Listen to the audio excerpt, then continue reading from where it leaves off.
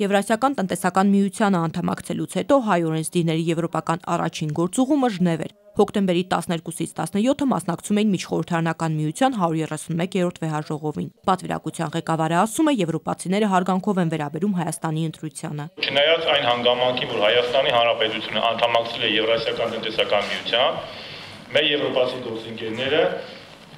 տեսնում են հարաբերությունների զարգացման հնարավորությունը։ Մենք մեր կողմից նշեցինք, որ Հայաստանը պատրաստ է հնարավոր բոլոր ուղղություններով շարունակել իր քաղաքական երկխոսությունը եվրոպացի մեր գործընկերների հետ։ Վեհաժողովի նիստերին մասնակցելուց բացի հայ խորհրդարանականները հանդիպել են Գերմանիայի, Շվեյցարիայի, Հունաստանի, Կիպրոսի պաշտոնյաների հետ, խոսել Ղարաբաղի հակամարտության մասին։ Բոլորը նշեցին, որ խնդիրը բացառապես պետք է լուծվի խաղաղ կարգավորման եւ Մինսկի խմբի համանախագահության ձևաչափով։ Մենք էլ մեր կողմից նշեցինք, որ մեր պայքարը Ղարաբաղի ժողովրդի պայքարը դա ինքնորոշման իրավունքի իրացման խնդիր է, այլ ոչ թե տարածքային վեճ Հայաստանի եւ Ադրբեջանի միջև։ Ավելին նշվեց, որ Շոտլանդիայի օրինակը հանրաքվե իրականացնելու եւս մեկ անգամ ցույց է տալիս, որ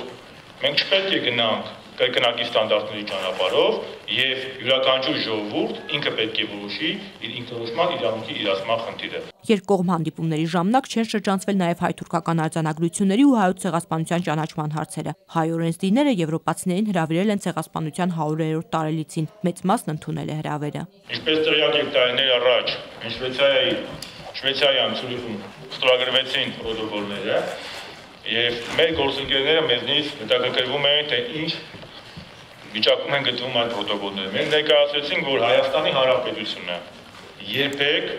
չի գնա հարաբերությունների կարգավորման որևէ նախապայման։